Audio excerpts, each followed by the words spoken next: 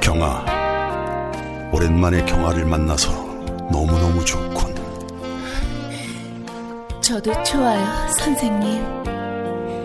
오늘따라 경아의 얼굴이 유난히 빛이 나는 걸. 마치 밤하늘의 샛별처럼 말이야, 경아. 선생님이야말로 건강한 청년처럼 변하셨어요. 뭐랄까, 그 이전의 무기력한 선생님이 아닌 야성을 다시 찾은 사나이? 처음엔 나도 새싹 땅콩차가 숙취에만 좋은 줄 알았어. 그런데 차를 곁에 두고 마신 지 얼마 후부터 내가 남자였다는 걸 깨닫게 됐지. 어쩐지 오늘따라 활력이 넘친다 했어요, 선생님. 어때, 경아? 뜨거워요. 인터넷 다음에서 전창걸을 검색하시고 전창걸닷컴으로 오세요. 전화 주문은 070-8635-1288 070-8635-1288입니다. 부장님, 대리운전은 뭐 부를까요? 아, 대리운전 블랙박스 주는 1800-6606 대리운전이 있지 않은가? 아, 20회 이용시 블랙박스를 주는 1800-6606 블랙박스 대리운전이요? 그럼 검색창에 블랙박스 대리운전을 검색해보게. 홈피에는 다양한 상품들도 있다네. 저기 부장님, 블랙박스 대리운전에서는 국민TV에 후원도 한다면서요. 자네도 블랙박스도 주고 후원도 하는 1800-6606 이용하게. 역시 대리운전은 1800-6606.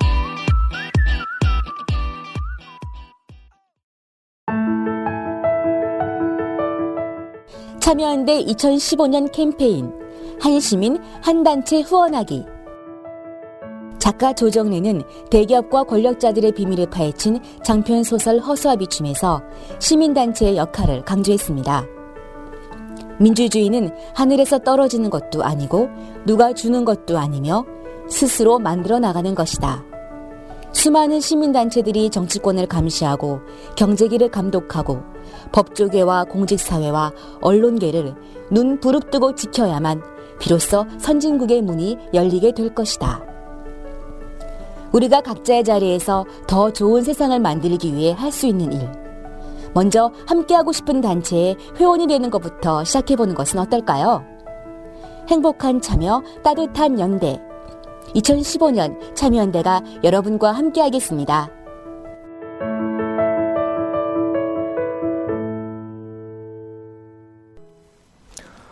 네, 3월 25일 수요일 한 주의 중간이죠. 뉴스 브리핑 받으실 시간입니다. 송명훈 작가 어서 오십시오. 네, 안녕하십니까. 네, 준비한 뉴스 브리핑 하기 전에 지금 막 들어온 사건 관련 속보 하나 먼저 전하고 시작하죠. 요즘 사건이 참 많습니다. 경기도 용인에서 도로공사를 하고 있었는데 그 도로공사 현장이 붕괴돼서 작업하던 노동자 10여 명이 현재 매몰된 것으로 보입니다. 이들의 생사 및 안위는 아직 정확히 파악되지는 않고 있습니다. 다시 한번 말씀드립니다. 경기도 용인 도로공사 현장이 붕괴돼서 작업하고 있던 근로자 10여 명이 매몰된 것으로 보입니다. 자세한 상황이 들어오는 대로 다시 전해드리겠습니다.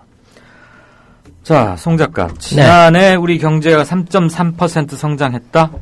그럼 이제 올해, 그래서 달러로 치면 28,000불쯤 된다고 하던데. 네, 예를 그렇습니다. 들면은 올해 1인당 국민소득이 3만 달러에도 진입할 수도 있다. 이런 이제 긍정적 전망을 내놓기도 해요.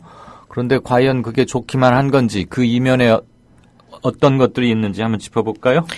네, 그렇습니다. 일단 명목적으로 국내 총생산, 전체적인 총생산 산업 규모 GDP는 1,485조 1,000억 원으로 전년 대비 3.9% 성장했고요. 1인당 국민소득은 28,180달러로 전년도보다 2,001달러 정도 성장한 것으로 발표가 됐습니다. 근데 사실 작년하고 올해가 환율이 너무 많이 떨어졌기 때문에 이건 이제 정상적인 국내 환율로 계산한다 그러면 이 정도 비용이 안 나오는데 굳이 달러로 발표하는 것은 뭔가 이제 수치를 좀 높여보려는 꼼수인 것 같기도 하고요. 이 중에 이제 가계 총소득 처분 가능 소득이라는 게 있습니다. 네. 이거는 이제 공과금이나 뭐 그 공적인 비용을 빼고 가계에서 실질적으로 사용할 수 있는 그 소득을 말하는 건데 이 금액은 15,786달러로 전년 대비 1,081달러 오르는 것으로 이렇게 나와 있습니다. 그래서 이거 역시도 지금 한 1,080달러가량 오르기는 했는데 이거 역시도 환율 변동에 따른 그렇죠. 한 4% 정도 손해가 있는 것이죠. 네. 네. 그래서 전체적인 그 퍼센테이지로 따지고 보면 물가 상승률하고 비교해서 보면 약 뭐 1% 좌우의 성장이 있었다고 하는 게 정확한 표현일 것 같습니다. 3.3% 성장은 아니고 네, 그렇습니다. 1% 안팎. 네. 가계 소득으로 말씀드릴 때요. 근데 사실 우리가 쓸 수 있는 돈, 네. 가계 소득, 내 손에 들어온 돈 이게 네. 의미가 크니까 네. 그렇다고 보면은 재무제표 수치상으로는 3.3% 성장했지만 가계 입장에서 보자면 1% 정도 성장에 불과했다. 네, 그렇습니다. 그렇군요. 1% 성장이라는 것은 우리가 워낙 그 고성장을 계속해 왔기 때문에 뭐 에게 그게 무슨 성장이야라고 할 수도 있는데 금리 1.75%라는 거 한번 생각해 보시면 감이 어느 정도 잡히지 않을까. 이제는 7, 8%의 고성장은 반드시 뭐 당연히 잊어버리셨을 거고 이미 3% 실질 성장 3% 체감 성장 3%만 해도 이건 실은 대단한 거다. 그런 세상에 진입해 있다. 이 점을 빨리 연습을 해야 될 것 같습니다. 네. 성남시가 아주 요즘 뭐 쭉쭉 치고 나갑니다. 그 의무급식은 물론이고 교복도 그냥 주겠고 출산율하고도 이거 상당한 영향이 있지 않을까 싶은데 산후조리 이것도 무상으로 해주겠다. 시에서 나라 돈으로 해주겠다. 지금 그런 그 조례를 만들었잖아요. 네, 이건 이제 그런데 시비로 하는 거죠. 나라 네, 돈이 네, 아니라. 네. 네. 뭐 시비도 결국은 나라 돈이죠. 네, 네. 시민 돈이니까. 그건 네. 정부 교부금과 시민 세금 합친 거니까. 네. 복지부에서 이를 수용할지 여부가 주목된다. 근데 일단 조례는 확정이 된 겁니까? 네, 오늘 날짜로 성남시 의회가 공공산후조리원에 대한 2주간의 산후조리 또는 1인당 50만 원의 산후조리 비용을 지원하는 내용의 조례안을 통과를 시켰습니다. 근데 이 조례가 제정이 제도화가 되려고 하면 네. 사회보장기본법에 따라서 보건복지부와 협의를 거쳐야 합니다. 그러니까 성남시 의회가 만들어낸 이번 지원 조례가 최초의 어떤 그 사례이기 때문에 이걸 바로 시행할 수 있는 게 아니라 중앙정부와 협의 절차를 통과해야 한다는 것이죠. 네. 그래서 앞으로 6월 중순까지 이 기존의 제도와의 관계, 그 타당성, 그다음에 사회보장 체계에 미치는 영향 등을 이렇게 확인을 해가지고 보건복지부가 승인을 해야만 그때부터 시행할 수 있는 겁니다. 그래서 이제 양측의 의견이 달라질 경우, 그러니까 복지부가 이 안을 받아들이지 않거나 이런 경우가 생긴다고 하면 이제 이 안 자체가 이제 국무총리가 주재하는 관계부처 장관 회의에 사회보장위원회에서 상정돼서 논의될 수 있는 상황이거든요. 네. 그간의 예를 몇 번 보면 그 복지부에 접수된 요청은 대부분 80% 이상 수용이 되는데 네. 이건 이제 어느 정도 그 변경 요구를 받아서 바뀌는 경우가 있었습니다. 작년 강원도 횡성은 그 노인들에게 150만 원대 보청기 구입비를 지원하려고 했는데 이게 다른 시군과 형평성의 문제로 34만 원으로 깎인 사례가 있고요. 대구광역시 같은 경우에도 장애인 활동 지원 서비스를 24시간 늘리려다가 그 불수용 통보를 받은 적이 있습니다. 그러니까 네. 지금 이 안이 완벽하게 시행되기 위해서는 6월 말까지 복지부하고 협의 기간이 필요하다는 것, 그게 중요하겠죠. 그런데 지금 전국에서 이렇게 하고 있는 데는 하나도 없으니까 네. 지금 형평성 차원에서 보자면 복지부에 의해서 받아들여지지 않을 가능성도 있겠네요. 네, 그것이 걱정되는 부분이고요. 만일에 통과가 된다고 하면 다른 시에서도 이와 같은 조례나 행정을 요구받을 수 있는 가능성이 크기 때문에 그러겠죠. 복지부 입장에서는 많은 고민이 될 것으로 판단이 됩니다. 잘 해보겠다는데도 고민을 한다. 그거 참 어떻게 들어야 할지. 횡성군 케이스를 보니까 최대 150만 원의 보청기 구입비를 지원하려고 했는데 타시군과의 형평성 때문에 34만 원으로 대폭 깎였네요. 네, 그렇습니다. 근데 보청기 하나가 보통 한 200만 원에서 한 300만 원 사이 그렇게 하는 걸로 알고 있는데 34만 원을 지원하면 물론 안 드리는 것보다야 낫겠지만 그거야말로 언발의 어줌룩이고 하향 평준화하자는 거 아닙니까 결국. 타시도와의 형평성을 주요한 잣대로 삼는다면 안 하고 있거나 아주 조금만 하고 있는 데에서 박탈감을 느끼거나 많은 불만이 제기될 수 있으니까 네. 잘하거나 아예 무상으로 돈 안 의무적으로 뭘 해보겠다고 하는 사람한테 너 너무 앞서가지 마. 지금 이렇게 주저앉히는 거 아니에요? 네, 그렇습니다. 그런 부분에 있어서 복지부의 정책이 부결이 난다고 하면 네. 오히려 더 심각한 부작용이나 후폭풍을 맞지 않을까 하는 걱정도 되네요. 복지부가 아닌 것 같은데 그거는 지금 들어보니까 안복지부 같은데요. 네. 전 이게 잘 안 가요 이해가. 군에 가면 군 시설에 가면 군 부대에 가면 다 체력 단련장이라는 이름으로 골프장이 있습니다.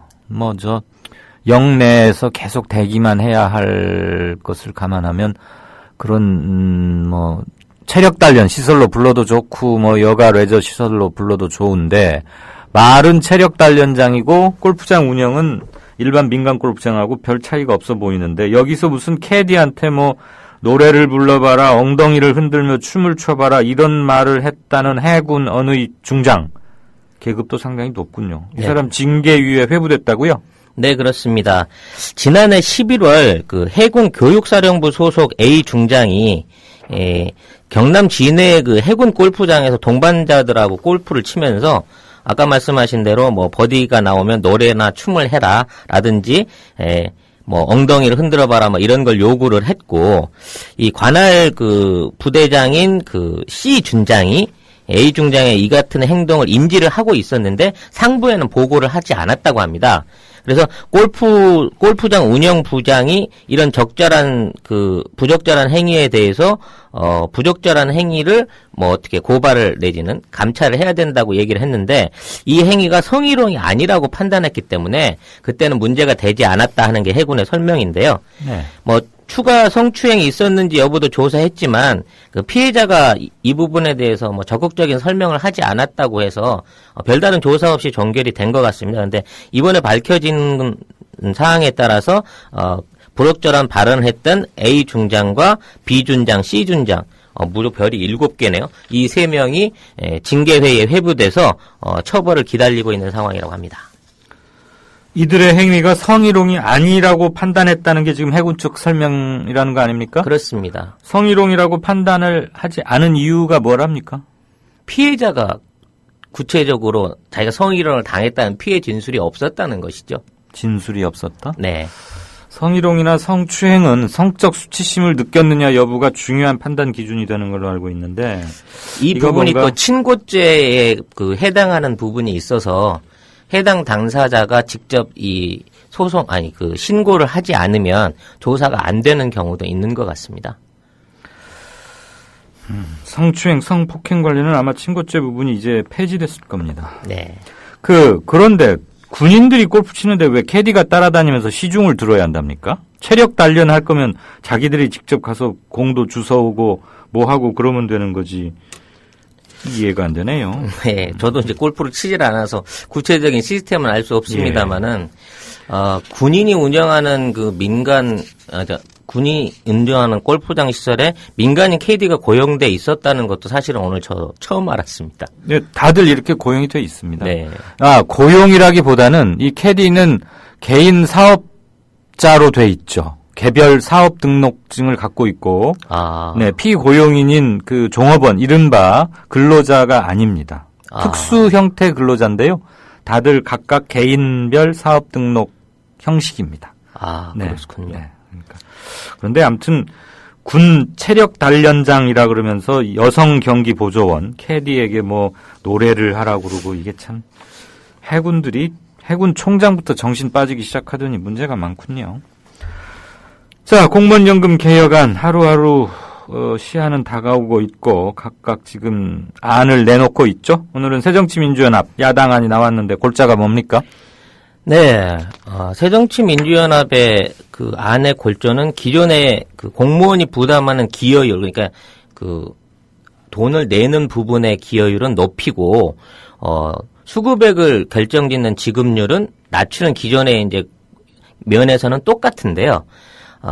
그 숫자, 그러니까 정부 여당이 제시한 구체적인 수치에 관련된 내용, 그러니까 여당은 7%에서 10%로 올리고 1.9%에서 1.25%로 낮춰서 받는다는 숫자를 제시한 데 반해서 야당 측에서는 구체적인 숫자를 하지 않은 상태로 그 방식을 내놓았습니다. 그러니까 네. 숫자는 결정하지 않고 대타협 기구에서 논의해야 될 사항이다고 발을 일단 뺀 것이죠. 그러니까 여당의 주요 내용을 그대로 골자로 하되 구체적인 숫자는 앞으로도 타협이 더 필요하다는 식으로 한 발 물러선 모양을 보이고 있습니다. 네. 대신 이제 국민연금을 포함한 공적연금 소득 대체율을 50% 달성하기 위한 공적연금 개혁에 대한 기구를 구성을 해서 실질적으로 공무원연금과 국민연금의 운영을 통합하는 아니면 같은 수치로 맡을 수 있는 이런 대타협 기구를 앞으로 제안을 한다라는 대안을 내놓았습니다. 네. 아무튼 이에 대해서 공무원 단체 측은 뭐 곧바로 수용하기 어렵다는 입장을 밝혔고요. 대타협 기구에 처음 들어갈 때부터 공무원 연금 개정에 앞서서 국민연금을 어떻게 해야 할 것인지 입장을 밝혀야 한다면서 국민연금과 공무원 연금의 그 연계성에 대해서 꾸준하게 요구하겠다. 그러면 적극적으로 협상하겠다는 태도를 밝히고 있네요. 어쨌거나 지금 야당 안은 새정치민주연합 안은 조금 더 많이 내고 조금 더 받게 하자는 거군요. 여당 네, 안보다. 그렇습니다. 네.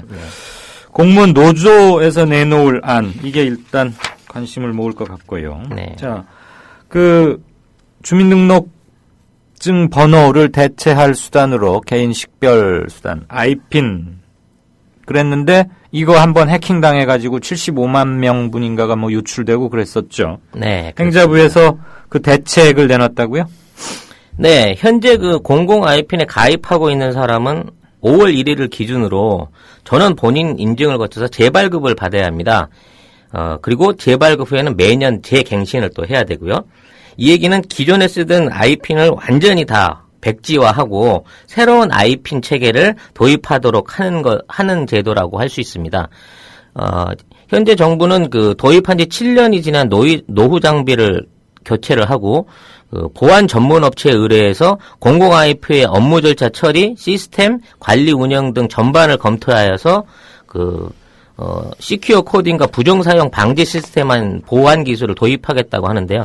이러면 이제 완전 민영화가 되는 거나 마찬가지입니다. 네. 그러니까 국가 주도로 어떤 새로운 보안 시스템을 개발하는 게 아니라 일반 그 개인 기업에서 활용하고 있던 좀 더 발전된 체계의 기술을 수입하고 채용해서 보안을 높인다는 내용인데요. 이거는 정보에 그러니까 아이핀 서버에 접속하는 접속기 그러니까 휴대폰이라든지 인터넷 그 컴퓨터의 호스팅 번호 같은 것들을 입력을 시켜서 외부의 기계나 외부 휴대폰으로 접속했을 때 이상하다 싶으면 잘라주는 장치거든요. 네. 요 정도 보안책을 기본적으로 내놓았다고 이거 보아야 하겠습니다. 그러니까 사실상 어떤 실질적인 보안에서 뭔가를 확충했다고 보기는 어려운 부분이고요.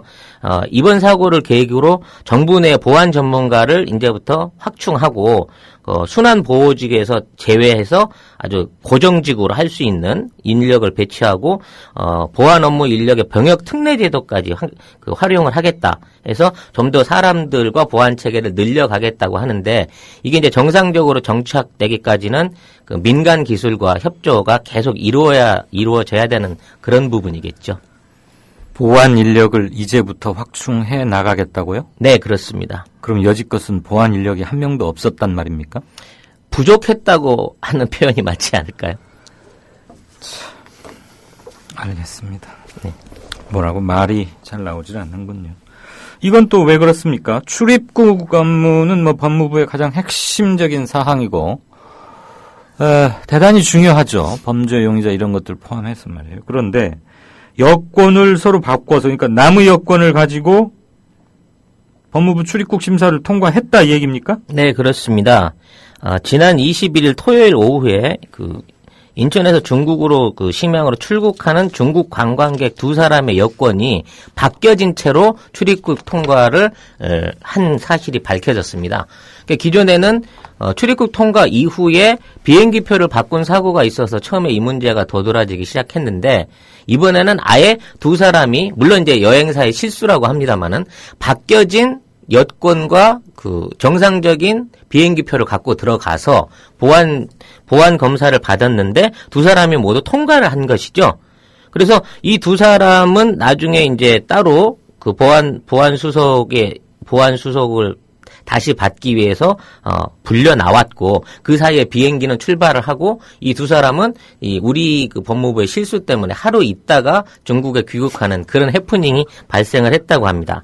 그래서 법무부는 이제 장기간 근무를 하다 보니까 심사관이 실수를 한 것으로 판단을 하고 경위를 조사해서 문책하겠다고 설명했습니다만 기존의 우리 전자여권 검색 시스템은 검색 기계를 다 이렇게 통과하게끔 돼 있거든요, 기계적으로. 네. 그러면 어떻게든 모니터링이 됐을 건데 그걸 그냥 실수로 해서 통과시켰다는 것 자체는 조금 이해하기가 힘든 부분인 것 같습니다. 그러게 말입니다. 그나저나 두 중국인은 우리 측의 실수로 한국에 하루 더 할 수 없이 머물렀다 이거죠? 네, 그렇습니다. 이들이 무슨 피해 보상 요구 같은 거 하면은 꼼짝없이 다 들어줘야 하는데 그게 문제가 아니라 출입국 관리 시스템에 실수로 구멍이 큰 게 뚫렸다. 근데 만약에 출국 금지자였다면 어떤 일이 벌어졌겠습니까? 만약에. 알 수 없었겠죠. 만일 이게 2사람이 바뀐 상태이기 때문에 이게 드러난 것이지 만일 한 사람만 그렇게 해서 보냈다고 했으면 아마 절대 드러나지 않았을 아예 모르고 지낼 수 있거나 한참 뒤에야 어떻게 우연히 알 수 있거나 이렇다는 거 아닙니까? 네, 그렇습니다. 그러니까 만약에 누구를 출국 금지 상태인 자가 이렇게 나갈 가능성도 전혀 없다고 할 수는 없는 것이고. 네, 그럴 가능성이 있습니다. 네, 그렇지만 계속 웬만해야 놀래죠. 이 정도 가지고는. 네, 잘 들었습니다. 지금까지 뉴스 브리핑의 송명훈 작가였습니다. 네, 감사합니다. 미디어 협동조합을 아시나요? 우리는 정치 권력에 눈치 보지 않습니다. KBS, MBC와 달리. 다만 수만 조합원의 통제를 받습니다. 우리는 광고 자본에 의존하지 않습니다. SBS와 달리. 다만 수만 조합원의 조합비로 운영합니다. 우리는 사주가 한 사람이 아닙니다. 조중동 등 족벌 언론과 달리. 다만 수만 조합원이 주인입니다. 그래서 미디어 협동조합이 만드는 국민TV, 국민라디오, 국민TV 뉴스는 가장 순도 높은 뉴스를 선사하고 있습니다. 조합원으로 함께해 주십시오. 조합원 가입과 문의는 홈페이지 국민.tv 또는 서울 전화 3144-7737로 하시면 됩니다.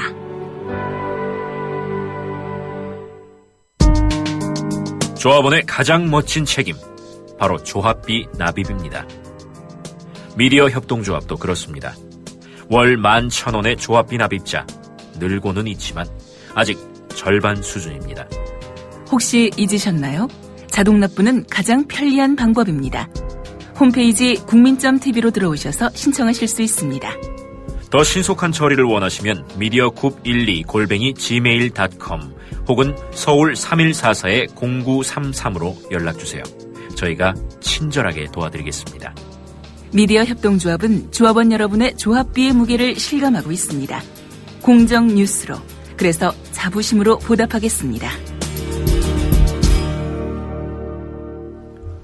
네, 5시 57분 됐습니다. 게시판 좀 보겠습니다. 그만해라 그네야 라는 닉네임 쓰시는 분이네요. 미국에 계시는 분이군요. 저도 골프를 치고 있지만 캐디가 왜 필요하죠? 여기 미국에서는 25불에서 한 30불 정도면 치고요. 그렇죠.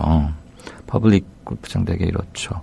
카트 타고 본인이 골프채 골라서 꺼내서 치면 되지 왜 캐디가 필요한지 정말 이해를 못하겠다. 군 내에 있는 체력 단련장들 캐디가 모시듯이 다니면서 이렇게 공 주워오고 뭐 채 꺼내주고 그린에 올라가면 라이도 봐주고 볼도 놔주고 황제운동이죠. 황제운동. 한국의 골프는 같은 생각입니다. 그만해라 그네야님. 뭐 룰을 모르거나 좀 그럴 수도 있습니다. 근데 순전히 시중 들게 하는 캐디 역할인 거죠. 지금 한국의 캐디는.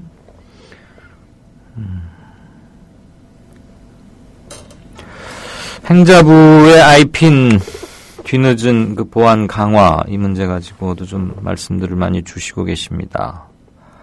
아마 어떤 분의 닉네임인 것 같은데 꼴통 IT라는 분이 계신가 보죠. 이분이 행자부에 들어가셔서 보안할 수 있을 것 같다. 보안. 네, 아까 속보 전해드렸다시피 경태맘도 올려주셨네요. 용인에서 도로공사 현장 붕괴로 작업 중이던 근로자 10여 명이 매몰 상태입니다. 아직 이후 상보는 아직은 들어오지 않고 있네요. 아시다시피 스페인에서 독일 뒤셀도르프로 가던 비행기가 추락했죠. 루프트한자라는 비행사에서 만든 저가 항공사인데요. 저먼 윙인가 하는 거더군요. 근데 그 관련해서 어제 있던 자님께서 견해 주셨습니다. 슬퍼하는 자들 곁에 있기 위해서 모든 일정을 취소하고 귀국한다. 남미를 공식 방문 중인 독일 대통령 가우크의 발언입니다. 사고 소식을 접하자마자 공식 방문이니까 정식으로 뭐 국빈 방문 이런 것이었겠죠.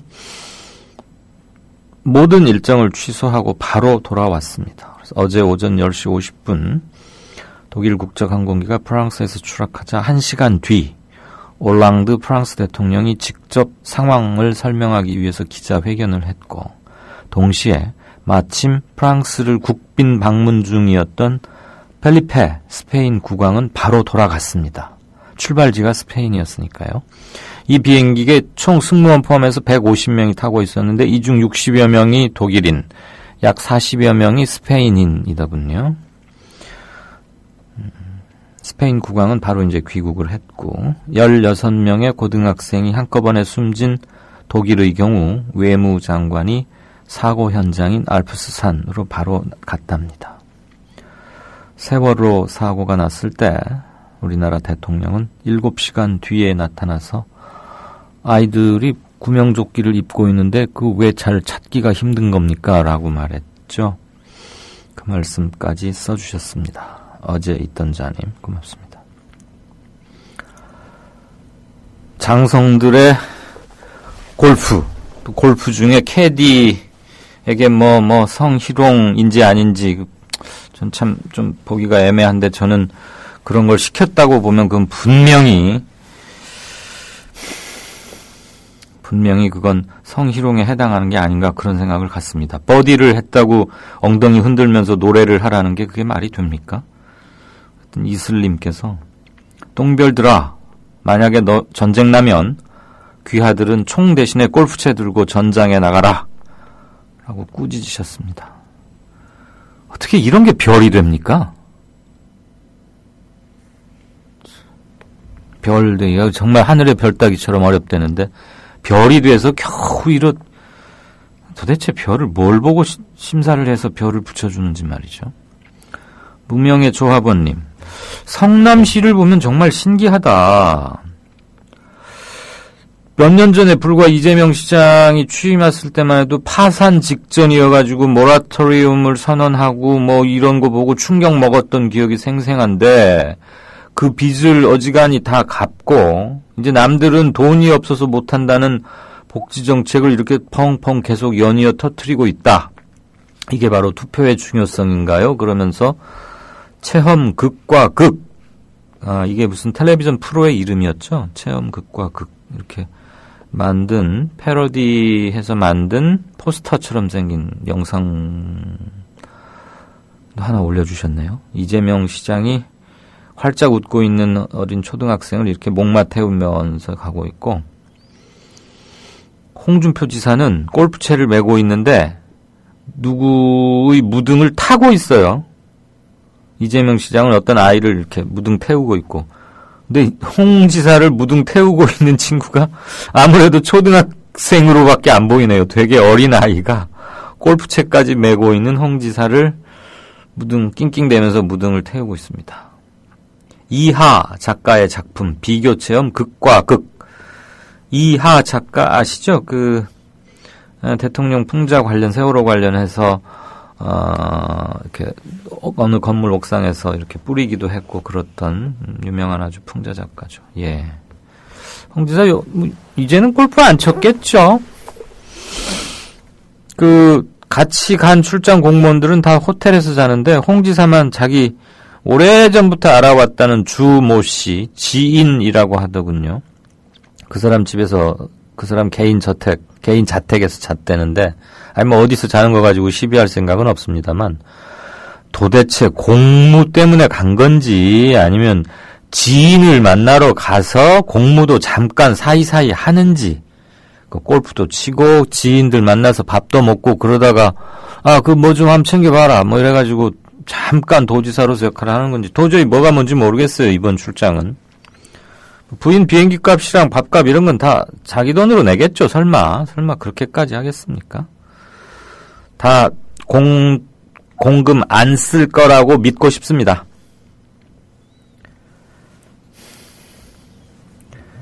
한 말씀 더 드리자면, 경남도의 홍보 체계에도 참 문제가 있더군요. 우선 속보를 하나 전해드리겠습니다. 용인 도로공사 현장 붕괴, 경기 소방에서 16명 구조했고 1명 지금 후송 중이랍니다. 매몰 인원이 생각보다 많았었군요. 16명을 구조하고 있고 이 중에 1명은 현재 병원으로 이송 중이랍니다. 큰 사고가 아니기를, 더 이상 인명피해가 없기를 바랍니다. 그리고 공무원 노조에서 새정치연합의 당사 대표실 점거 농성에 들어갔습니다. 공무원 노조에서 새정치연합 문재인 대표실 점거 농성에 들어갔습니다. 아마 오늘 새정치연합에서 낸 공무원연금 개혁안에 반발했거나 또는 연금 개혁안을 논의하는 정치권에 대한 불신 또는 강한 압박, 이런 것에 항의 의사표시가 아닐까 싶은데요. 새누리 당사에도 가려고 했다가 거기는 실패하고 새정치연합 당사만 점거했는지, 애초부터 제1야당 당사 점거가 목표였는지는 아직 확인되고 있지는 않습니다. 오늘 방송 중에 계속 속보들이 뜨는군요. 이럴 때는 자체 취재 인력을 갖고 있지 못해서 조금 아쉬운 점이 있습니다. 여러분들의 기민한 취재 및 전파력을 좀 부탁드립니다. 성남시 의회가 어제 오전 0시 40분 심야에 가결됐군요. 제210회 임시회 3차 본회의를 열어서 공공산후조리원의 설치 운영 및 산모 지원에 관한 조례안을 재석 의원 34명 중 새정치민주연합 의원 18명의 찬성으로 가결했습니다. 새누리당 소속 의원 16명은 심사 보류 의견을 내고 표결 처리 때 불참했습니다. 네, 아슬아슬했군요. 재석 의원 34명인데 18명이 야당, 새정치민주연합 소속이고 2명 적은 16명이 새누리당 의원이었는데 이들이 불참하는 바람에 가까스로 과반을 확보했군요. 17명이 절반이었으니까 18명 찬성이면 찬성에 필요한 최소 정족수로 가결된 조례였군요. 네, 그나저나 이게 복지부에서 어떻게 최종 마무리될지 또 한번 관심입니다.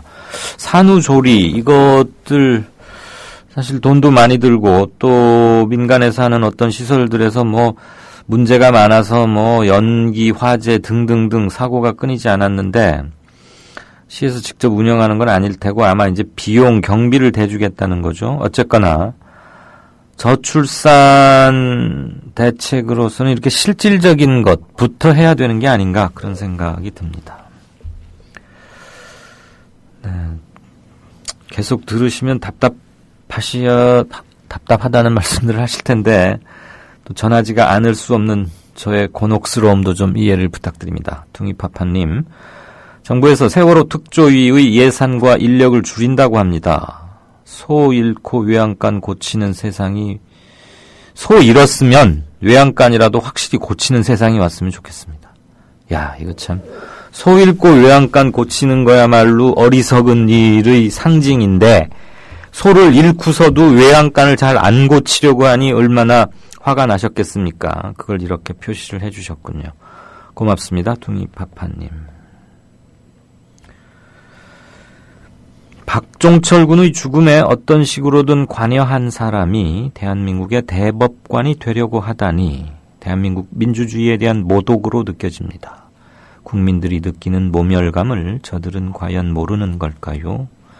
슈니님께서 견해주셨습니다.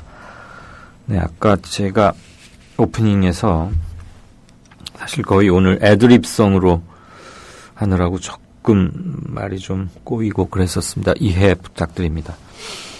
제가 엉뚱한 파일을 보내놔가지고 원고 없이 그냥 하느라고 좀 듣기 사나우셨을지 모르겠습니다.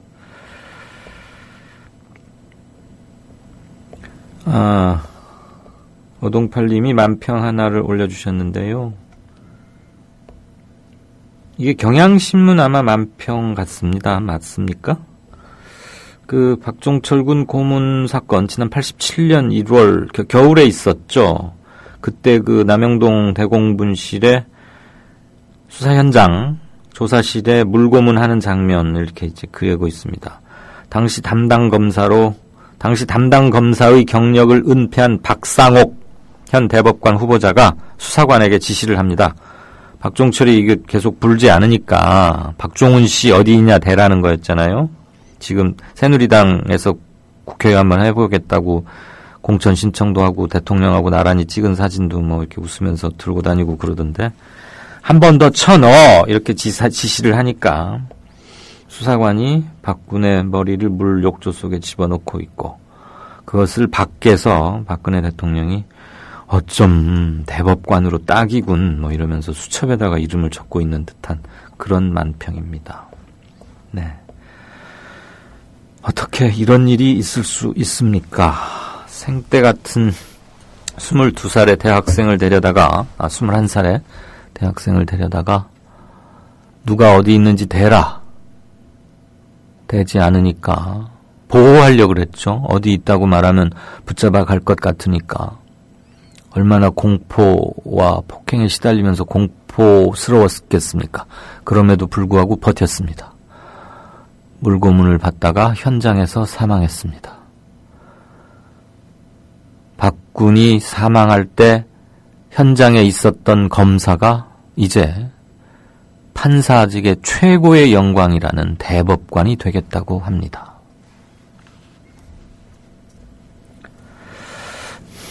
독립지사와 민주열사의 목숨값으로 정치하는 새정치연합 등 민주 진보 세력이 지금처럼 정치하면 역사의 죄인이 될 것이다. 열사들의 피 토하는 절규가 들리지 않는가. 강아지 마음님께서 규탄해 주셨습니다.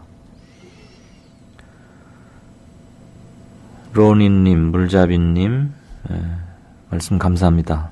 들어주셔서 고맙고요. 무명의 조합원님 얘기 들어보죠.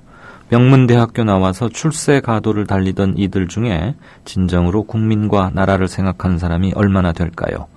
윤리적, 도덕적 가치관이 정립 안 된 XXX일 뿐이죠.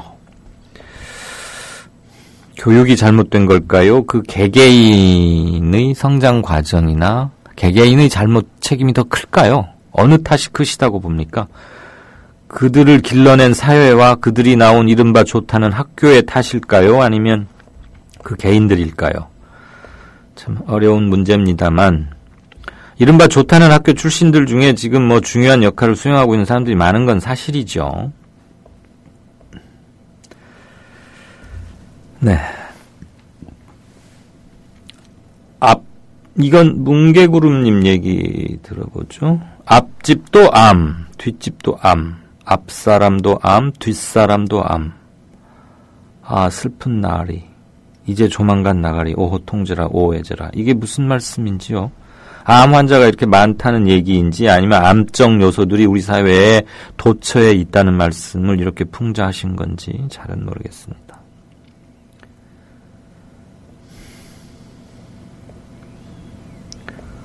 블루벨벳님, 새누리당 당사가 아니라 새정년 당사를 점거했다니. 새정년 당사를 점거한들 새정년이 뭘 해줄 수 있을 것 같지는 않은데 공무원노조가 왜 거기를 점거했는지 잘 이해가 안 간다는 얘기를 올려주셨네요. 점거하면서 낸 성명서 같은 걸 입수를 해서 좀 살피도록 하겠습니다. 도지사가 아니라 검사 시절 버릇이 나오는 것 같아요. 홍 지사 요즘 저 출장 한번 갔다 아주 뭐 된통 그러는군요. 네. 알자지라 지사장님. 알자지라 정말 프라이드가 대단하더군요. 제가 중동에 가서 취재 때문에 갔다가 현장에 와 있는 CNN하고 알자지라 이 기자들하고 함께 얘기를 좀 할 기회가 있었는데 알자지라는 중동의 CNN이라는 별칭이 달갑지 않답니다. 그 자기들에 대한 모독이라고 말하더군요. 그 패기가 참 부러웠습니다. 그런데 굉장히 개인들이 그 개개인들의 이렇게 매너나 뭐 이런 게 참 스마트하게 느껴졌고 얼핏 듣자 하니 뭐 기자직을 수행하는 데 있어서 그렇게 스펙이 그렇게 중요한 건 아닙니다만 공부도 안팎에서 꽤 많이 하고 무엇보다도 소속감과 프라이드가 아주 충만해 있다는 걸 보고 늘 놀랬고 중동을 대표한다. 이게 아주 느껴져서 저런 게 그 기자 정신의 밑바탕이 되어야겠다 이런 생각을 가졌습니다. 몇 년 전 일입니다. 알자지라 지사장님의 견해. 군대에 골프장이 왜 필요하죠? 체력 단련하려면 다른 운동도 많은데 사병들도 골프장 이용하나요? 우리 군 사병 비율이... 똥별들아 그러지 말고 차라리 민간인 골프장에서 쳐라. 제가 알고 있기로는요. 사병은 원칙상 못하게 무슨 해놓지는 않았을 겁니다. 아마 만약에 이것은 뭐 무슨 영관급 이상 장교들만을 위한 시설이다. 만약에 이렇게 해놓으면 또 그거 가지고 말이 많으니까. 그런데 현실적으로 도저히 칠 수가 없고요. 어느 군 골프장인가는 뭐 누구 이상만 이용 가능 이런 것이 있다는 규정이 있다는 소리는 들었는데 지금도 그게 유지되는지는 모르겠습니다. 강원도 어디에 가면 덕평이라는 데가 있는데 덕평 CC는 거기는 뭐 군 체력 단련장이었죠. 지금은 이제 민간인들 개방하고 있지만 소유는 군 관련 복지 시설이고요.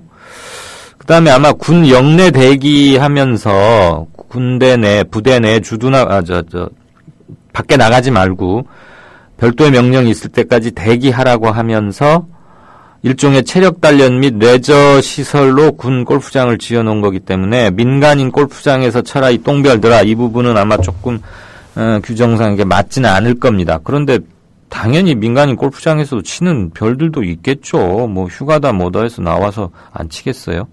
중요한 건 아무튼 군 골프장에 체력 단련을 꼭 왜 골프를 해야 되는지 모르겠고 왜 캐디가 필요한지를 정말 모르겠습니다. 무심 703님이 좋은 견해 주셨네요. 장성들도 체력 측정 받아야 한다. 그러면 골프로는 어림도 없을 듯.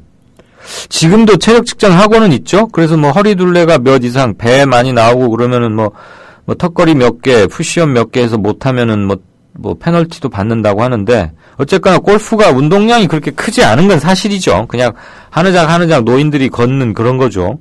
지금 저기처럼 이거를 캐디백도 자기가 메고 직접 캐디 없이 그렇게 하면은 좋을 텐데 운동이 좀 될지 모르겠는데 그저 그냥 카트나 타고 어슬렁거리면서 이렇게 슬슬 다니면은 뭐 얼마나 그렇게 운동이 되겠습니까?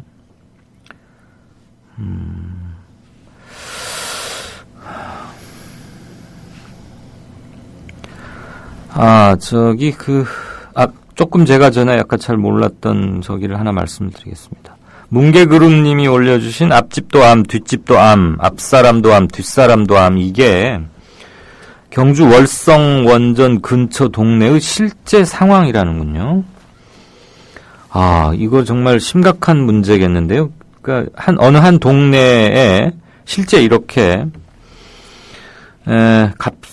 원전의 경우에 갑상선암이 직접적이긴 한데, 그러니까 갑상선암을 유발하는 게 원전이 직접적 영향을 미치기는 하는데, 이 외에도 간암, 위암, 대장암, 갑상선암 이렇게 굉장히 많고, 경주 월성 원전 근처 동네의 실제 상황이라고 하니까 뭉게그룹님은 그것을 이렇게 뭐 풍자를 하거나 시처럼 읊으신 게 아니고 어느 한 동네의 실제 케이스를 이렇게 올려주신 거였군요. 정말 이거라면 당연히 뭐 지역 언론에는 보도도 됐을 텐데 이거 중앙 언론에서도 크게 나와야 하는 것이고 제가 그걸 미처 모르고 있는지는 모르지만 이렇다면 이건 명확한 실태 조사를 거쳐서 그 동네에 이렇게 암 환자가 많이 발생한 것과 원전 사이의 함수 관계를 따져봐야 하는 거고요. 영향을 미쳤다면은 이건 보통 큰 파장을 일으킬 사안이 아닌 거죠. 분명히 심정적으로 뭔가 있을 거라고 생각들은 하고 있었던 사안인데 말이죠. 네, 일단 여기까지 들어온 소식들 보고 다음 코너로 들어가겠습니다. 월간 다운로드 수 1000만. 팟캐스트계의 에이스, 국민 라디오가 광고주를 찾습니다.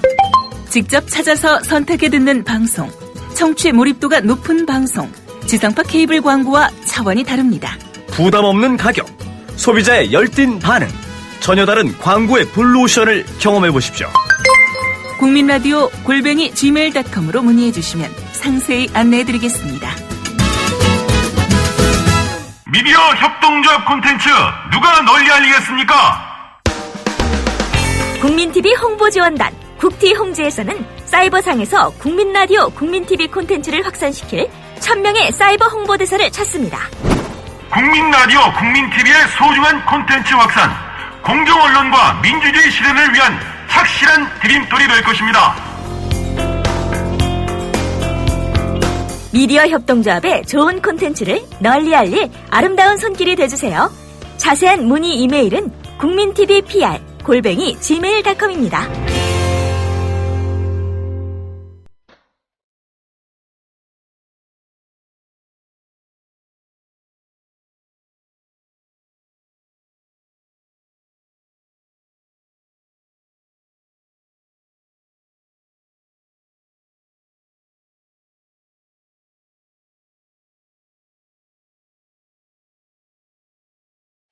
오늘도 전국이 대체로 맑은 가운데 건조한 날씨가 계속되고 있습니다.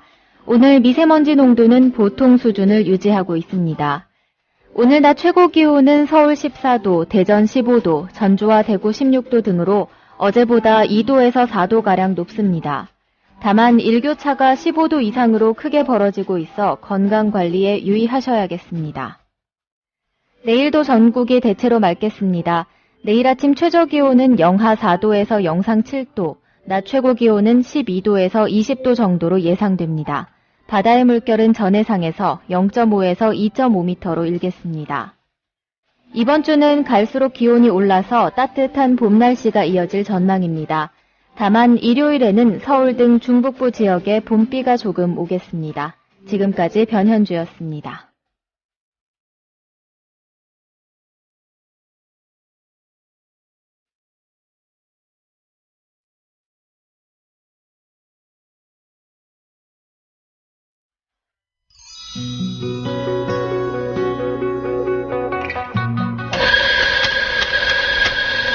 미디어 협동조합이 만든 카페 아시나요? 어서오세요. 국민카페 오네어입니다. 공정한 가격으로 확보한 품격 높은 재료로 정성을 다해 여러분을 모시겠습니다. 커피 나왔습니다. 맛있게 드세요. 지식이 있고 공감이 있는 강연이 있고 즐거움과 행복이 넘치는 공연이 있는 공간. 서울 마포구 월드컵로 37 웰빙센터 지하 1층 국민카페 오네어로 여러분을 초대합니다.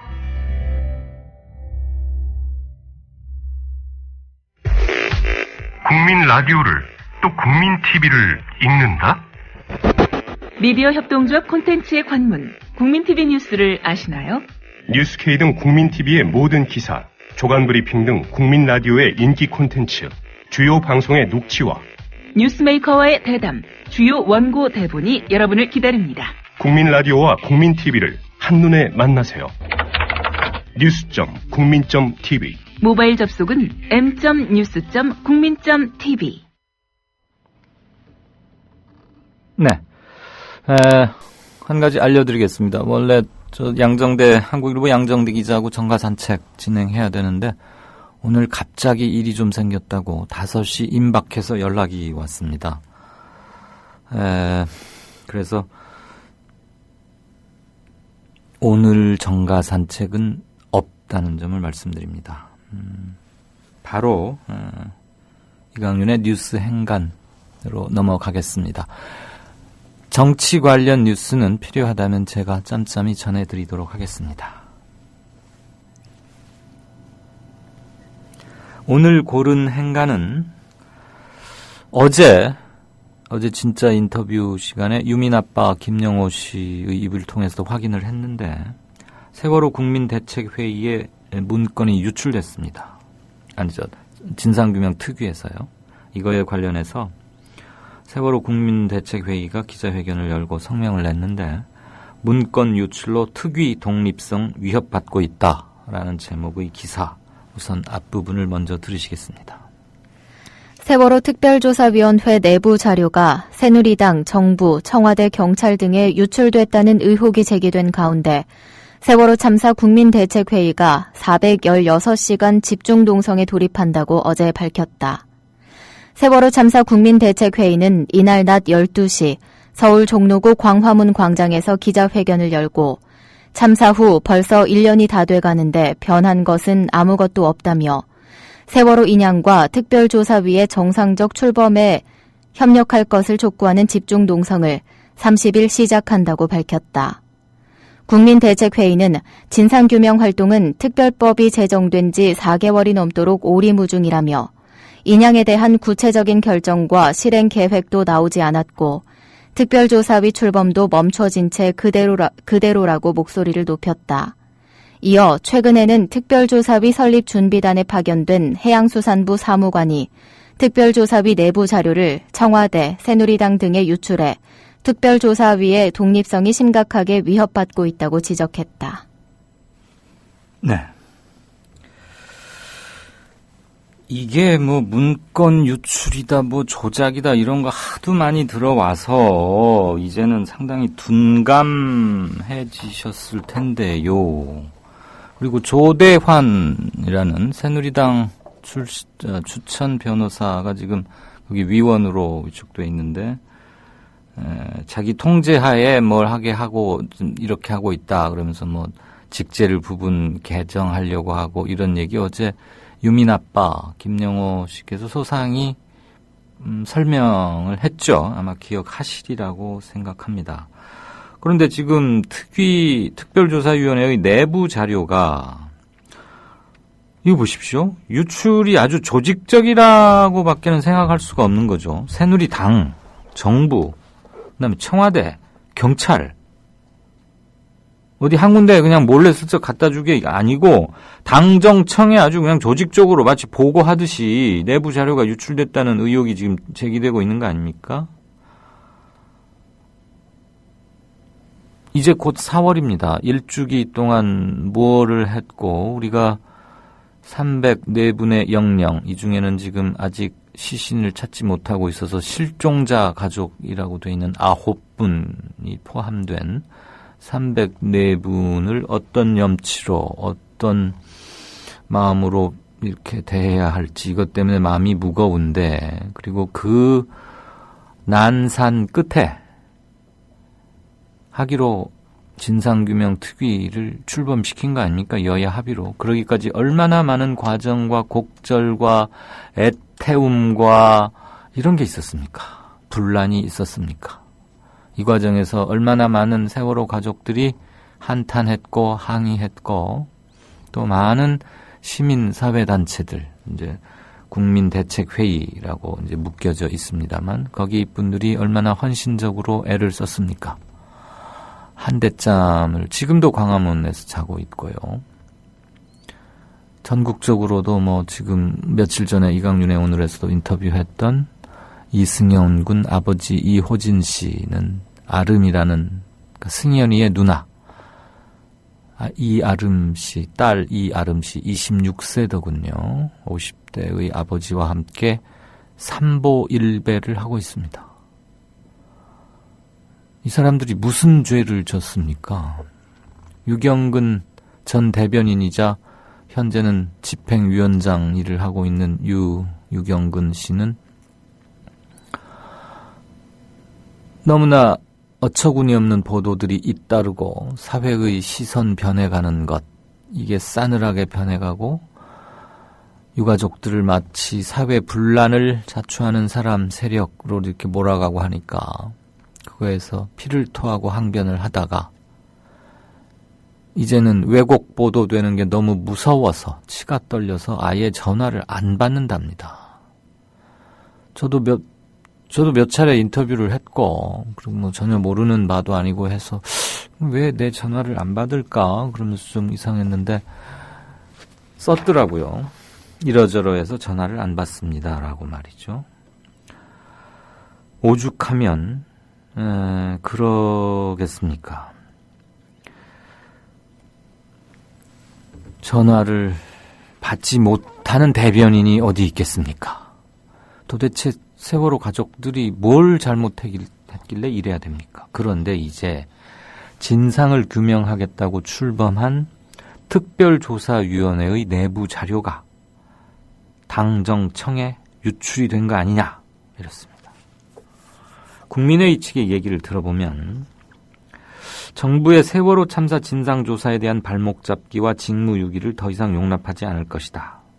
정부가 정당한 요구를 수용할 때까지 모든 역량과 힘을 모으겠다 이렇게 강조를 했는데요. 전명선 가족협의회 대표, 이른바 대리기사 폭행 사건 이후에 새로이 가족협의회를 이끌고 있는 대표죠. 이 대표는 특별조사위원회의 문건 유출 의혹에 대해서 특별법에 규정돼 있던 정치적 독립성, 그리고 중립성, 그리고 객관성마저 무시된 이 상황에 유가족은 참담하다. 정부가 마지막 도덕적 약속까지 저버리는 것은 아닌가 의심스럽다고 말했습니다. 청와대에서 정윤회 씨 관련 문건 하나 유출됐을 때 뭐라고 그랬습니까? 국기문란이라고 했죠. 찌라시 같은 문서다. 1번. 2번. 이거 국기문란이니까 반드시 색출해라. 찌라시가 유출됐는데 그게 왜 국기문란인지도 모르겠고, 찌라시라면서 왜 그걸 대통령 기록물로 지정을 해서 공개를 못하게 해놨는지도 궁금한데, 그때는 나라를 벌컥 뒤집어 놓을 듯이 유출범을 유출 과정을 잡으라고 검찰에 특별 지시를 하고 대통령이 서슬퍼렇게 그러더니 지금 이 건에 대해서는 묵묵부답입니다. 똑같은 국가의 공적 업무를 수행하고 있는 곳, 법에 의해서 만들어진 공적 기관에서 문서가 유출된 것 같다는 의혹입니다. 청와대 의혹은 풀렸죠. 수사를 해서 한경희, 최경희 등등등 해가지고 어느 경찰관은 스스로 목숨을 끊기도 했습니다. 이건 왜 그렇게 조용히 가만히 있습니까? 그것도 한 군데로 그냥 슬쩍 흘러나가는 게 아니고 당정청으로, 이건 보통 조직적인 의도와 어떤 규모성을 확보하지 않고는 이렇게 당정청으로 한꺼번에 유출시킬 말이 그렇지 그게 쉽습니까? 선이 닿아야 그것도 유출하는 거 아니겠습니까? 가서 우표 붙인 편지 배달하듯이 가서 문 입구에 놓고 오는 건 아니잖아요. 일단 흔히 하기 좋아하는 말로 실체 규명을 해야겠죠. 수사든 조사든을 통해서 어떤 문서를 누가, 언제, 왜, 어떤 이유로 누구에게 갖다 줬는지, 유출시켰는지, 자발적 유출인지, 누구의 지시나 부탁을 받고 빼내 간 건지 등등을 밝혀야 이게 해결되는 거 아니겠습니까? 전명선 가족협의회 대표 얘기를 하나도 막 더 듣죠. 우리가 바라는 것은 세월호를 반드시 인양해서 철저히 진상조사를 하는 것이다. 국민 한 사람 한 사람의 안전이 보장된 사회생활을 할 수 있도록 국가가 책임을 지어달라 이겁니다. 어쨌거나 이제 국민대책회의는 다시 좀 그동안 소강 상태인 것으로 보이긴 했습니다만 농성에 들어간다는 걸 선포하고 범국민행진, 긴급토론회, 사회각계 원로와 특별조사위 긴급 면담, 그다음에 세월호 선체 인양 촉구 집중활동, 그리고 4.16 일주기 추모제, 범국민 추모 행동 등을 골자로 하는 세월호 참사 추모 1주기 계획을 발표했습니다. 네, 의당 이루어졌을 일들이고요. 충분히 준비 많이 해왔겠지만 지금 현재 역량이 모아져야 하고 세월호를 공식적으로 수습하고 마무리 지어가는 수순에서는 특별법에 의해서 출범한 특위입니다. 그 특위 활동이 잘 진행될 수 있도록 최대한 지키고 감시하는 겁니다. 이 나라에서 특위는 항상 유야무야되거나 어떤 정치적 목적을 가진 외부 세력에 의해서 무참히 유린당한 그런 사례 전례도 있습니다. 대표적인 게 반민특위와해죠. 세월호 진상규명 특위 역시 그냥 출범만 했다고 그들이 알아서 하겠지 하고 놔둬서는 이런 일이 생긴다는 게 벌써 드러나고 있습니다. 다시 한번 말씀드리지만 문서 유출건 초장에 처음 나왔을 때 분명히 바로잡지 않으면 이 이후에 이루어지는 특위의 모든 활동에 대한 신뢰 확보에 상당한 문제가 있을 수 있습니다. 털 건 털고 나가야 합니다. 1년 반 동안 활동하게 돼 있는데 1년 반이니까 대충 와서 이렇게 각자 파견된 곳 눈치나 바라보면서 이런 시간만 때우다가 지금 세월호가 왜 침몰했고 이런 건 다 나와 있는 거 아닌가? 그동안 언론들도 많고 재판 기록도 있고 하니까 이런 것들로 대충 백선 하나 만들고 혹시라도 이런 생각을 갖고 파견되어 나와 있는 공무원이나 또는 사람이 있다면 그런 사람들은 골라내서 원대 복귀시키거나 그곳에 있게 할 필요가 없습니다. 신문 스크랩하러 특위 가 있는 건 아니지 않습니까? 그 다음에 문서 유출범. 일단은 범이라는 말은 빼야 되겠군요.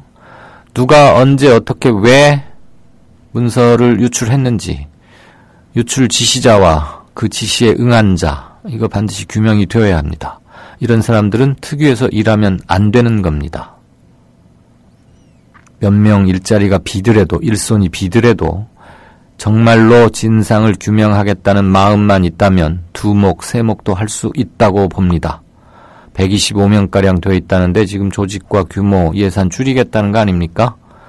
일할 의지 없고 유출이나 하고 뭔가 음험한 목적으로 와 있는 사람들 샅샅이 가려서 다 털 건 털어내고 선공후사, 역사에 대해서 부끄러워하는 마음으로 그리고 돌아가신 영령들에 대해서 사죄하는 마음으로 경건하게 일할 사람들만 데리고 일하는 것, 그렇게 돌아가는 특위가 진짜 특위가 아닐까 싶습니다. 아울러 국민대책위에서도 다가오는 1주기, 물론 4월 16일까지 특위 활동이 완료되는 그럴 상황은 전혀 아닙니다만 세월호 문제를 다시 한번 되짚어보는데 힘을 모으고 그게 그래서 국민적 추모 분위기와 함께 지난 봄에 다짐했던 그 무수한 주먹과 눈물과 통한과 다짐 이런 것들이 휘발되어 버리지 않도록 소산되어 버리지 않도록 연기처럼 날아가지 않도록 계속 이어가는 일도 해야 될 것 같습니다. 네, 이강윤의 뉴스 행간이었습니다. 미디어 협동조합은 2014년 4월 TV 개국 전까지 조합비를 받지 않았습니다. 그래서 창립 이후 1년 1개월 동안 출자금으로 운영해왔습니다. 왜 받지 않았냐고 묻는 분들이 있었습니다. 조합비의 무게가 얼마나 큰지 알고 있기 때문입니다. TV 개국이 이루어졌고 이제 안착 단계에 접어들었습니다. 월 11,000원의 조합비 납입으로 더 큰 발전, 즉 성숙한 동력을 만들어주십시오. 주목받는 방송, 신뢰받는 언론으로 보답하겠습니다. 홈페이지 국민.tv, 서울전화 3144-7737 또는 이메일 mediacoup12@gmail.com으로 신청해주세요.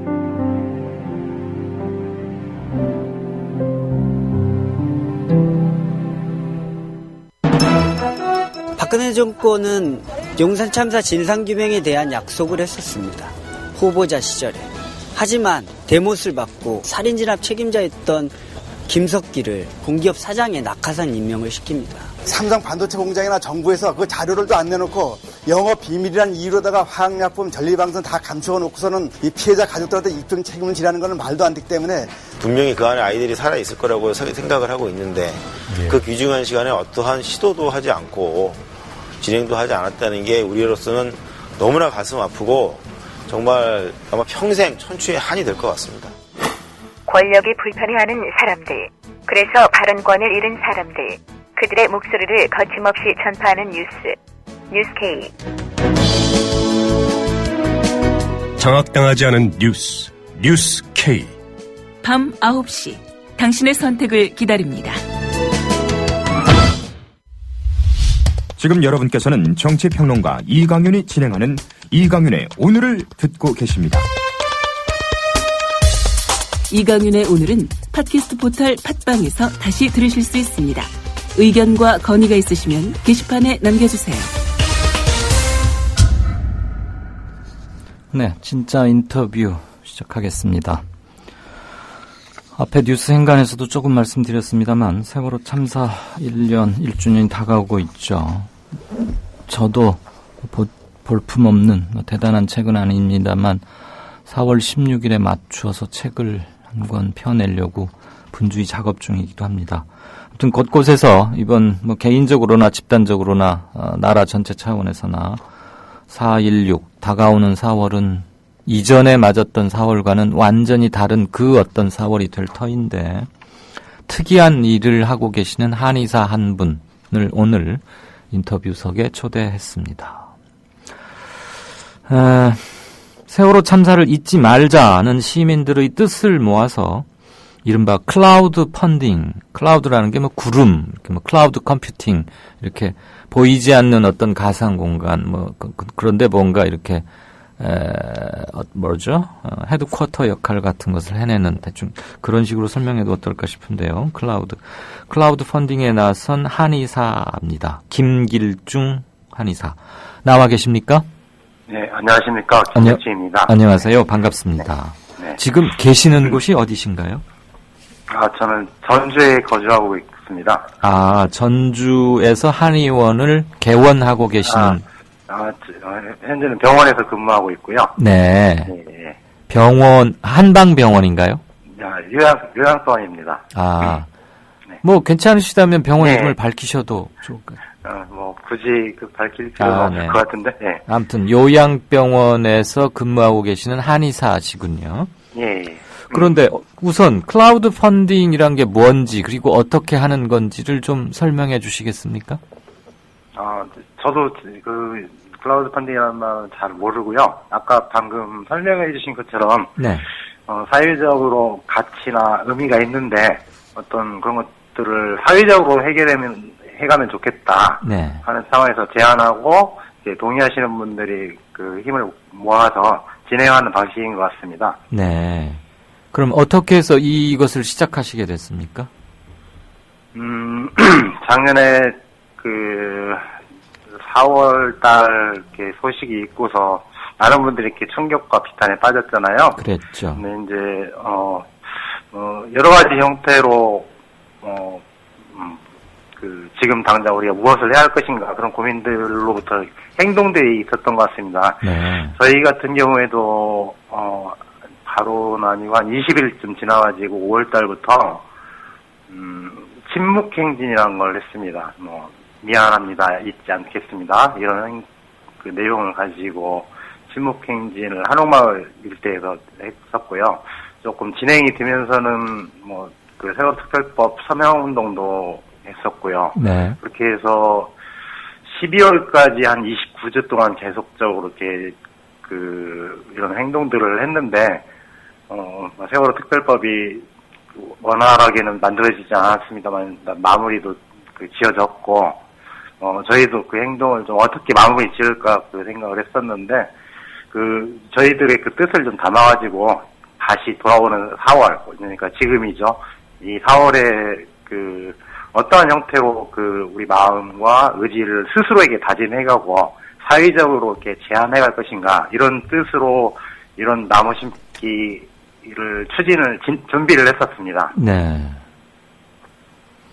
그러면 지금 현재 참여율 이런 모습들은 어떻게 되고 있습니까? 예, 좀 현황 더 같은 걸 좀 함께. 예, 개요를 좀 말씀드리면은 저희가 304명의 희생자가 있지 않습니까? 네. 그 304명에 맞춰가지고 304명의 그 참여자를 조직을 해가지고 한옥마을 경기전 앞쯤일 것 같은데요. 그 앞에 그 나무 한 그루 심고 그 표지석이라든가 조형물 같은 걸 좀 갖춰가지고 진행을 하는데 300만 원 정도의 예산으로 생각하고 있거든요. 예. 그래서 1인당 10,000원씩 해가지고 304만 원 정도 이렇게 조성을 하는 건데 아까 확인을 해보니까 100명에 한 110만 원가량 현재 모아진 것 같습니다. 네. 어느 한 사람이 좀 뭉텅이 돈을 내놓다고 해도 그건 별로 반가워하지 않는다 이런 뜻입니까? 그렇죠. 네. 그러니까 이런 마음을 공감하고 적어도 나는 정말 잊지 않겠다. 그것도 역시 말이 될 텐데 그런 예. 마음으로 이렇게 모아지는 많은 사람들이 있었으면 좋겠다는 생각입니다. 혹시 전주 지역에만 국한해서 하시는 건 아니시겠죠? 저희가 지금 하고 있는 건 전주에서 진행을 하고 있는 거거든요. 네, 다른 타 지역에 사시는 분도 참여하고 싶다면 어떻게 합니까? 예. 그 전주에서 하긴 하지만 저희가 서명운동을 할 때 네. 그 한옥마을의 외지에서들 많이 오시잖아요. 그러게요. 그분들도 좀 계셨고 해가지고 네. 뭐 지역에 제한을 두진 않고 저희한테 그 보내주시는 분도 계시고요. 예. 또 저희가 뭐 조금 비슷하고 좀 다르기도 한데 다른 지역에서도 정읍 같은 데서 그 나무 심기 운동 이런 형태로 진행하고 있는 것 같습니다. 예, 그러니까 뭐 뜻과 마음을 모으는 거라면 무슨 제한이 있을 필요는 없을 것 같고요. 예, 그게 뭐 그렇습니다. 나무를 심는 것도 방법이 될 수 있고 또 다른 아이디어를 내도 좋고 예. 단지 이제 나무라는 것은 어느 한 곳에 특정한 곳에 심게 되기 때문에 한번 심어 놓으면 거기 고정적으로 이렇게 이제 식재가 되면은 거기 서 있어야 하니까 말하자면 예. 이동하는 게 아니니까 예. 이제 그 상징성은 각 지역별로 가질 수 있는 거고 그렇습니다. 그런 그 뜻에 참여하기를 그 뜻에 동감해서 참여하기를 희망하는 거야. 뭐 국내외를 나눌 필요조차도 없다고 여겨집니다. 예, 아무튼 이런 것들이 아마 이제 각계에서 각지에서 우리가 알게 모르게 진행이 될 텐데 어떤 친목 모임에서도 말하자면 4.16을 가슴에 새기기 위해서 그저 그냥 입으로만이 아니라 뭔가 의미 있는지 하지 아마 잘 모르지만 여러 군데서 진행되고 있을 거예요. 그 중에 한 분 그런 이제 걸 알고 있습니다. 예. 네, 클라우드 펀딩이라는 형태로 비교적 앞서 나가는 일을 하고 계셔서 오늘 이렇게 우리 김길중 한의사를 연결을 하게 됐는데 예. 들어보니까 하긴 그 한옥마을이라는 데가 정말 이제는 전국적 관광 명소가 돼서 예. 외지에서도 많이들 오시니까 전파 효과 이런 건 상당히 뛰어났겠네요, 정말. 예. 저희가 작년에 서명운동 할 때 보면은 그 주소나 이런 것들 적는데 네. 지역 가릴 것 없이 정말 많은 지역에서 오시고요. 서명에 참여하시는 분들도 참 다양한 그 연령대, 주거 지역 이런 분들이 이렇게 참여를 해주시더라고요. 네네. 네. 그리고 제가 지난 한 두어 달 전에 강연회 때문에 전주회를 한번 갔었는데요. 참 특이한 모습을 하나 봤습니다. 세월호 특별법이 국회에서 통과된 뒤로는 서울에 그동안 있었던 유가족 농성 텐트, 농성장을 광화문 이순신 장군 동상 앞에 원래 처음부터 했던 그곳 한 곳만 남기고는 다 철거하기로 유가족들이 자진해서 그렇게 했고요. 그렇게 해서 전국에서 서울에 그곳 하나 빼고는 다 없는 줄 알았는데 그래요? 네, 유가족들이 직접 기식하는 하루씩 돌아가면서 자고 하는 서울 광화문의 텐트와 전주 한옥마을 입구 맞은편에 조그만 광장처럼 있는데 거기에도 아직 텐트가 하나 있더라고요. 예. 그래서 그분에게 여쭤봤더니 예. 서울 광화문을 제외하고 전국에 유일하게 있는 세월호 관련 항의, 농성, 그다음에 지원 잊지 말자는 의미에서 꾸려가고 있는 텐트다. 매일매일 그 당번을 정해서 어느 단체에서들 와서 그곳을 지키고 물론 주무시고 한겨울에 그렇게 해오고 있다는 말씀을 듣고 굉장히 깜짝 놀랐습니다. 저도 전주에만 이렇게 있다는 건 지금 방금 처음 알게 됐는데. 그러셨군요. 예. 다른 도시에도 다 그렇게 번화한 곳에 하나쯤은 있을 거라고 생각하셨었군요. 예. 서울 광화문은 이제 상징적으로 유가족들이 직접 운영하는 거고 예. 유가족 아닌 분들이 텐트를 지키고 있는 곳은 전주가 유일했어요. 예. 지금도 있습니까? 예, 지금도 있고요. 네, 네. 얼마 전에 겨울 지나면서 텐트도 좀 낡고 했는데, 네. 노란색 텐트로 새롭게 하셨더라고요. 오히려 새로 단장까지 했군요. 하긴 이제 예. 곧 일주기가 다가오는데, 예. 풍남문에서 좀 멀지 않은 조그만 광장 같은데. 풍남문 바로 앞. 예. 그리고 큰 길을 건너면 이제 한옥마을이 시작되는 그 지점 예. 맞죠? 예, 그렇습니다. 그게 전주 한 곳에만 있답니다. 예, 어저께 저희 이강윤의 오늘에서 유민 아빠 김영호 씨를 인터뷰했습니다. 그분에게도 드린 질문인데요. 예. 마음을 모아서 지금 자발적으로 일을 하고 계시는 분이니까 똑같은 질문을 드려보겠습니다. 네. 세월호 이전과 이후의 대한민국은 달라야 한다고 모두들 말해왔고 지금도 그렇게 생각합니다. 그런데 지금 돌아보시기에 곧 일주기가 다가오는데 무엇이 달라진 것 같고 또는 어떻게 달라질 수 있다고 보시는지 견해를 좀 듣고 싶습니다. 아마 많은 분들 생각과 제 생각이 다르지 않을 것 같은데, 우리 사회는 여전히 작년 4월에 멈춰서 있다고 생각합니다. 네.